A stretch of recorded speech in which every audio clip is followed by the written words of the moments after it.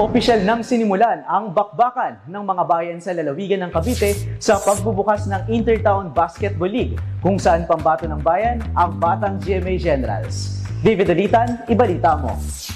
Puso at tibay ng loob.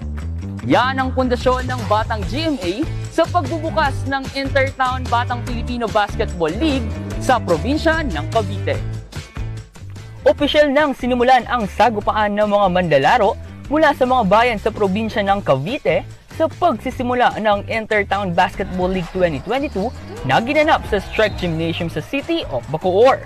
Layo ng BPBL na hubugin ang mga batang manlalaro, partikular na sa sports ng basketball, kung saan nais itong itaguyod ang brotherhood, sportsmanship, character at discipline.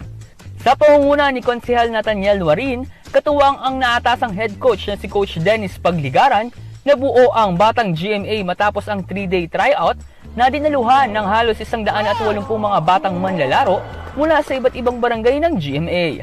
Mula sa 180 manlalaro ay 15 ang napili upang magrepresenta ng bayan sa Intertown Basketball League 2022 Cavite Leg. Salamat po sa Batang GMA, BPBL, at naging part po ako ng journey na ito. Sana po magkaroon pa kami ng maraming panalo at makarating kami ng finals. Panoorin niyo po ang susunod na kabanata ng Batang GMA. Sa unang laro ng Batang GMA laban sa tropa ng Alfonso, kinapos sila matapos ang dikit na laban sa score na 68-74. Sa kabila ng kanilang unang pagkatalo, nagpamalas pa rin ang galing ang Generals na pinangunahan ni Joseph Timtiman na umiscore ng 14 points. Matapos matalo sa kanilang first game, agad na bumawi ang Generals sa kanilang second game matapos tambakan at talunin ng Kawit Next Gen Bowlers sa score na 91-67.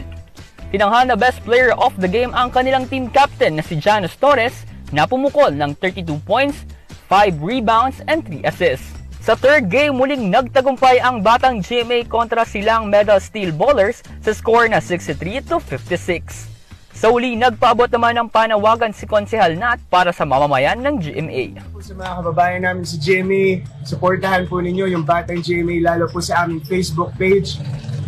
Search nyo lang po yung Batang GMA. We are showcasing the talents of kabataan ng GMA. Alam naman natin dito sa bayan ng GMA, napakaraming tao, napakaraming kabataan. Kaya in the grassroots level, nais nating ma-develop yung kanilang mga skills. Hopefully, we can feature more on Batang GMA. We can feature more talents, more basketball players, volleyball players, at iba pang larangan kung saan mag-grow yung ating mga kabataan dito sa Batang GMA. So please, like and share.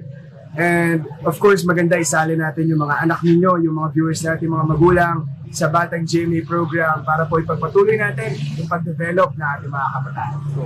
Hindi magiging madali ang lalakbayin ng Batang GMA sa buong torneo ng kompetisyon. Ngunit sa pamamagitan ng consistent training, tatag ng puso at loob, at suporta ng mamamayan ng GMA, makakamit nila ang inaasam na tagumpay.